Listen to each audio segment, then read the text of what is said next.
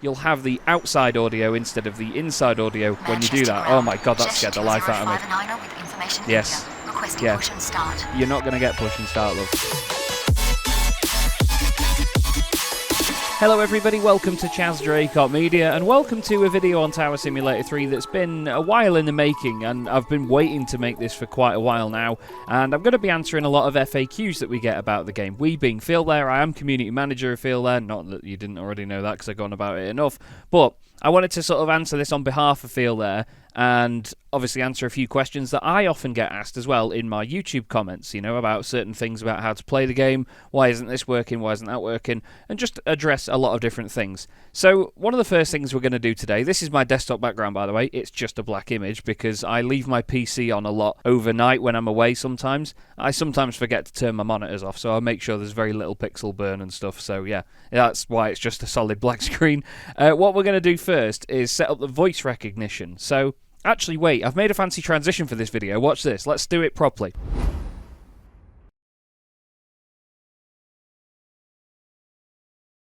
So the voice recognition in the game, there's one main thing to talk about, but I'm going to get to that once we get past the technical aspect of it. I'm going to go down here into my sound settings, and there's a couple of things that you need to make sure in here. One is that your microphone is set to the microphone you want to use in the game. Sometimes you can have it set to a different thing and it won't pick it up at all anywhere. I in fact just had to check that I was definitely being picked up on OBS then for this very recording. Now at the top of this window, if you type in online speech, you can turn off online speech recognition. This needs to be off on your system for this to work as well. On this same menu as well, you need to search for voice act and go for access. And you need to turn off this voice access section here. That basically means that you can't do any sort of voice activation of telling your PC, open this program, close that program, do this, do that.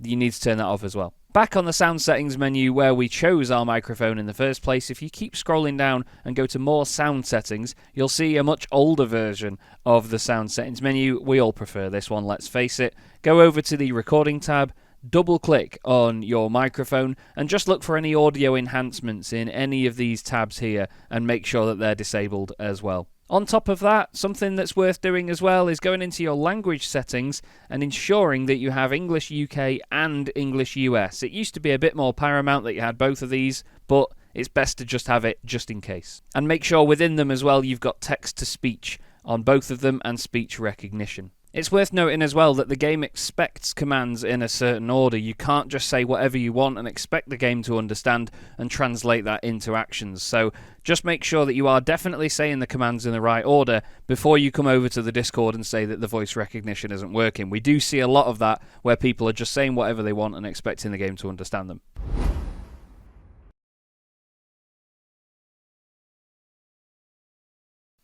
MIYO, M-I-Y-O, stands for Make It Your Own, and basically it's for customizing the game itself and customizing the lighting, the conditions and so on, and it's something that you can buy from FeelThere. It has to be a bought DLC. You can see there's a few things down here at the bottom. It's usually in this section here in the portal if you've not got it already. As you can see, it's in my library and it's up here, and as soon as you add it and install it, it's part of the game straight off the bat. When you load into the game, you'll see that the MIYO logo is down here. Once you click on it, it loads in your settings and you can save presets and things, and there's lots and lots of different options to play with. Make sure that you don't go overboard to begin with though, because there's a lot to learn in here, and you can also mess with the weather, which is probably the easier thing to do. We're here at Manchester and it's dark at the moment, and as you can see, ticking and unticking the weather changes the cloud cover in the background. You can also change the time of day, so you can bring the sun up and just completely overhaul the conditions from where you are. I do have a dedicated video from when MIYO first arrived on the scene where I took my first look at it, so go and check that video out as well to look at things in more depth.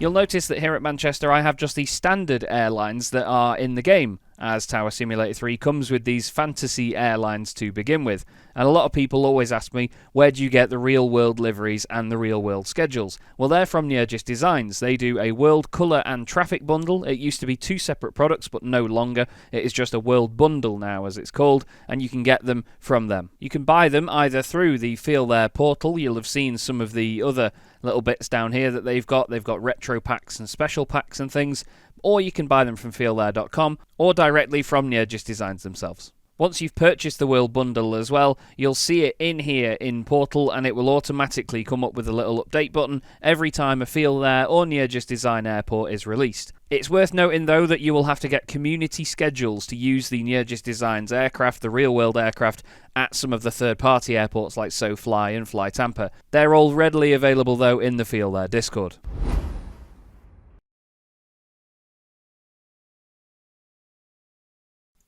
One thing that I get asked a lot in my videos is, how did you get that radar screen, or where are those instruments available? But often I've just ran the default ones that are in the game. FeelThere eventually started changing some of the radar styles and things per airport, and now obviously there is the ability to customize these too. I've never run custom instruments, I don't understand it enough to customize them at this point, but I do hope to make a video on that very, very soon. In case you wanted to start looking at it though, all you need to do is go into your Tower Simulator 3 folder, go into airports, and then look at, for example, Munich, go into instruments, and then you'll see all the different types. This is one of the airports where there is a few different styles already included.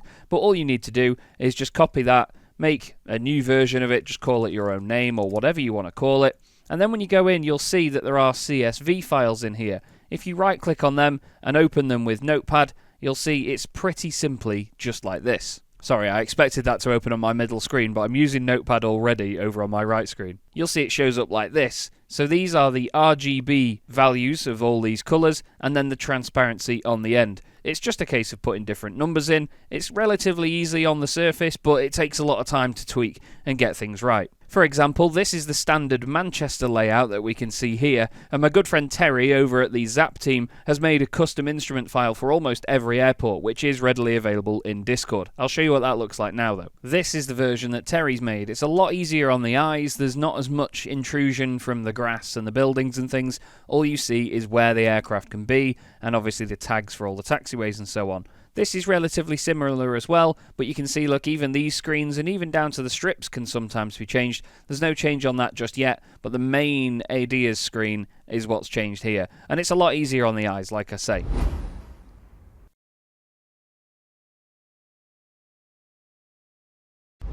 Another one I often get is, how do you move the tags around like this? Because a lot of the time when I've given landing clearance, for example, of somebody, I'll move them like this, just so that without looking at the strips, I know I've definitely given them clearance. All you need to do is click on the symbol, whichever it is, whether it's one of these squares, whether it's one of the aircraft, or something here, with the middle mouse wheel, so press that down on it, and just drag in the direction that you want it to show in. If you spin it around, you'll see it does that. Just drag in the direction you want it to go in. Very, very simple.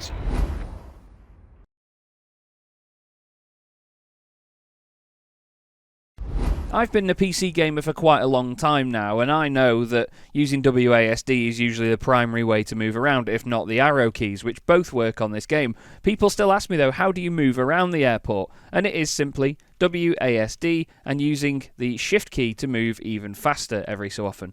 Right clicking and dragging obviously to move with the mouse, and then zoom around like this. You can also go up and down as well. E and Q takes you up and down, and that's basically just a way of moving around almost like you're flying a drone around the airport like this, which you should never do in real life, of course. The settings for my cameras are as such, with the camera smoothness on 0.1, sensitivity on 1, and speed at 2.50.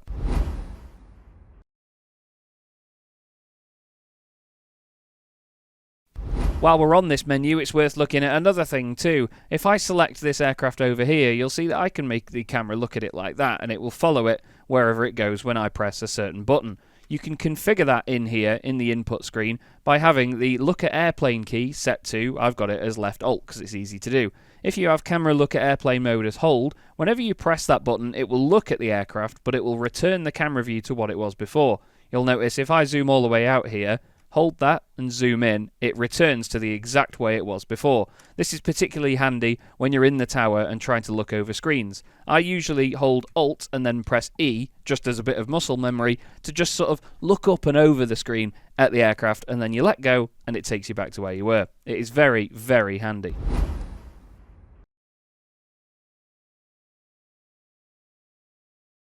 You can also save camera angles around the airport as well, of course. F7 I usually have to just above the tower, so we get to go outside and hear the aircraft. You'll notice also a difference in the audio when doing so. If you make sure that your camera is set high enough, you'll have the outside audio instead of the inside audio when you do that. Oh my god, that scared the life out of me. Yes. Yeah, you're not going to get push and start, love. There are also other camera angles around the airport on the F keys, so F8, 9, 10 and 11 are all free for you to save angles on, as well as 7 of course. You should really leave 1, 2, 3, 4, 5 and 6 as they were intended. To save a camera angle, all you need to do is press Control and the F key that you want to assign it to. So if we fly all the way over here, we can set a key to F9 for example, Control and F9, and then we will return to a previous one, and then back to F9 again. Just beware though that if you queue up a lot of these saves and a lot of commands when you are paused, it will do a very loud click when you get going again.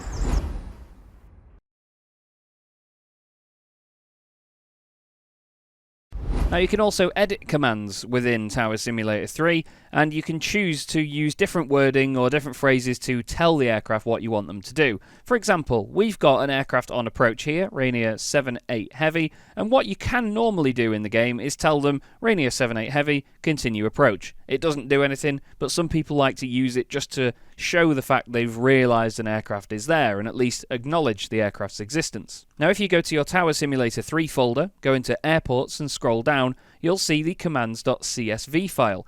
If you right click on that and open it with... why is it not doing it down there?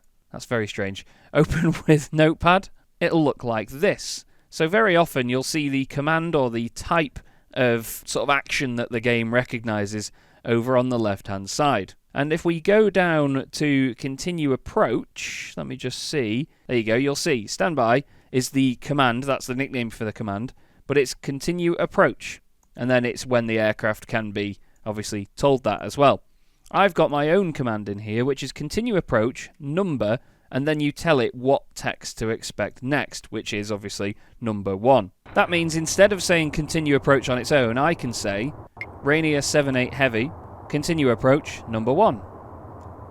Just to add that extra little bit in there. It doesn't change anything, but sometimes you can add the odd little bit of text in to do something harmless like that. You can edit all of the commands in the game to include wording or change the way round that you want the wording to be to your own, well, tastes, basically. But I would make sure that you always copy a version of the commands CSV file that is the standard one. Just make sure you have that in your folders to be sure, because in case you muck anything up, you can always go back to the original without having to ask anybody else for one.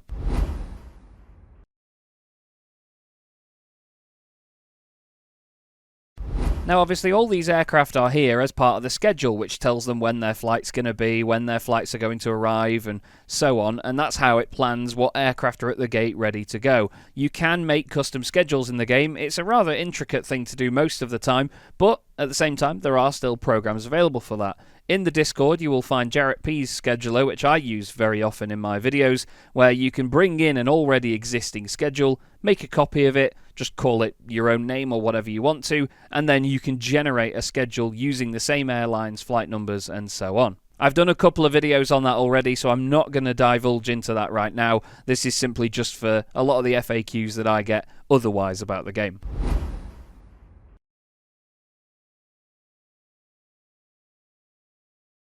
So the whole Sabrina Carpenter thing started with, I think it was last Christmas, my girlfriend said that she'd got me something that was 5 feet, and I joked that it was a Sabrina Carpenter cardboard cutout. It turns out it was actually a gigantic goose that she'd gotten me, because I'm obsessed with geese. I have tattoos of them on my legs. I think they're fantastic and hilarious animals. But what she did then was actually go and get me a Sabrina Carpenter cutout, so she stands here in my office and enjoys all the content. It does mean, however, that whenever I see an interview or a performance from Sabrina when she's on stage or whatever, I always just find it really strange to see her actually as a real person now and not just a cardboard cutout. So it's sort of ruined the idea of Sabrina for me. Either way, I hope this video has answered a lot of questions for you, and I hope you enjoy playing Tower Simulator 3 as much as I do. I love playing this game. It's changed my YouTube channel. It's changed a lot of things.